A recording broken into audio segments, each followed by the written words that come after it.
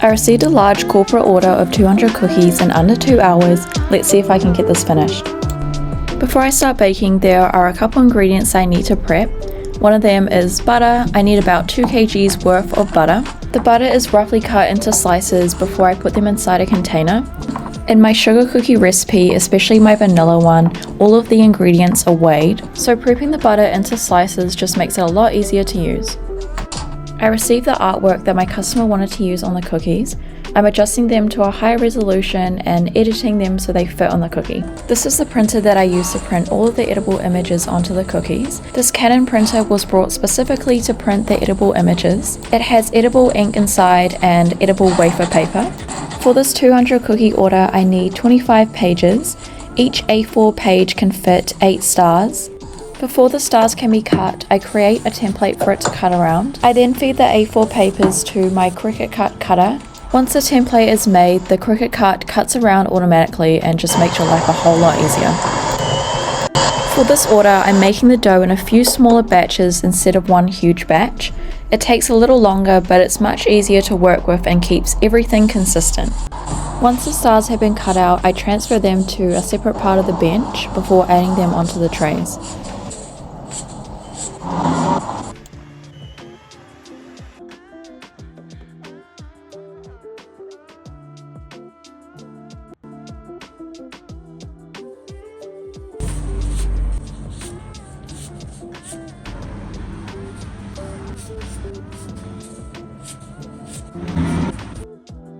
The oven is preheated to 180 degrees before I place all 3 trays into the oven. The cookies are baked for 20 minutes and then I quickly move on to my second batch of cookies.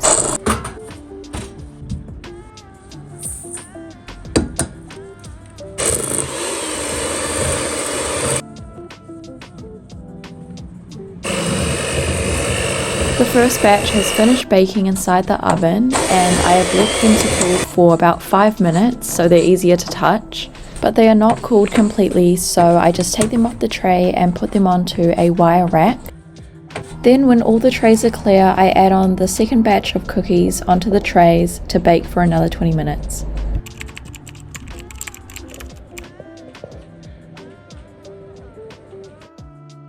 This is the final batch and the clock is still ticking. We're cutting it close, but this last tray will get us there. No slowing down now, this is the final stretch before pickup.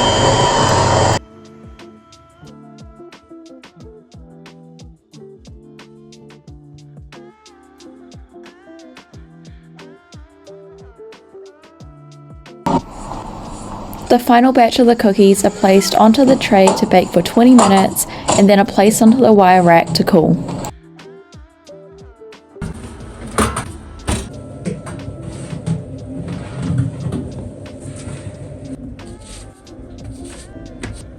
All of the cookies have been baked and cooled, but I also have a disaster on my hands. Before I do any decorating, I do a quick count of all of the cookies to make sure I have the correct amount.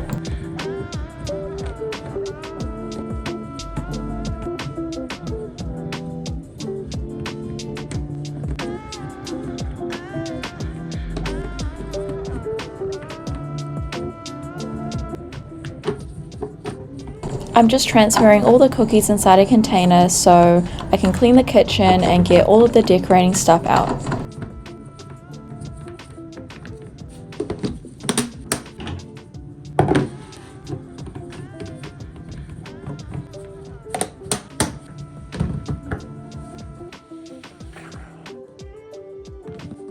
So the cookies are finally out of the oven and fully cooled down now. This is honestly one of my favorite parts, seeing the full batch all together after baking.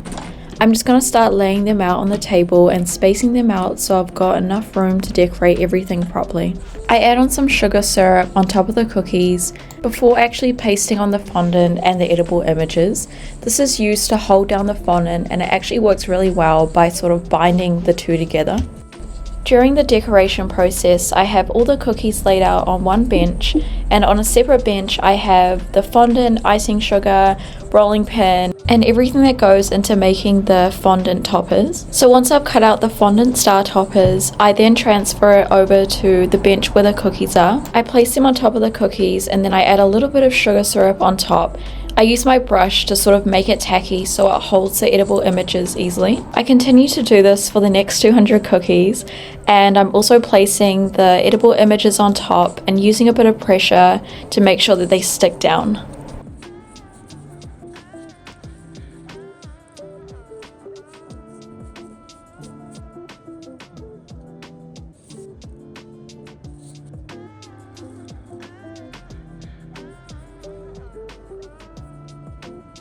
At this point, I only have 20 cookies that need to be decorated and have the edible images sticked on top, and then I can move on to packaging. Finally, time to start packing them. This is one of those jobs that sounds quick, but when you're working with a large order like this, it actually takes quite a bit of time. The first thing I'm doing is making sure every cookie is completely set before it goes into a bag. If there's any moisture left on the decoration, it can stick to the packaging and ruin all of the hard work that went into decorating them. I also like to give each cookie a quick check before packing. This is my last opportunity to find any imperfections, fingerprints, marks, or anything that might have happened during decorating. Most cookies are perfect, but it's always worth a final quality check. Once I'm happy with the cookies, I start placing them into individual bags. Packing them separately helps protect them during transport and keeps them looking nice and professional. Once the cookies are inside their bags, I use this handheld heat sealer that I got, which is so cute and convenient, to seal the bag shut. Now that every cookie has been individually packaged, it's time to do the final step: boxing everything up and getting the order ready for collection today. This is always one of my favorite parts because it's when all the hard work finally comes together and you can actually start to see the finished results. At this point, all the cookies have been heat sealed and I'm just placing them nicely inside their box. I put them face first so the customer can see the design as I open the box.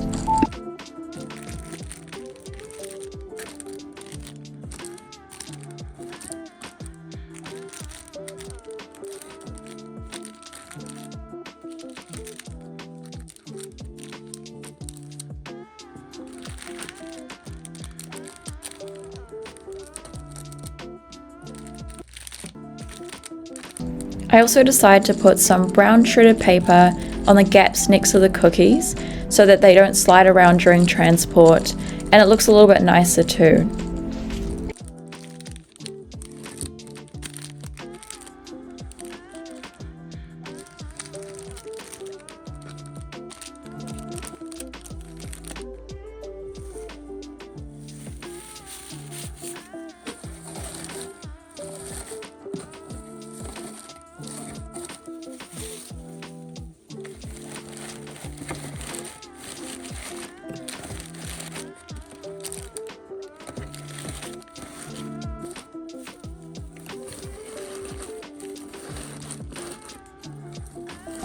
My customer just called me saying they are 10 minutes away, so I'm going to pack these boxes up and take them downstairs.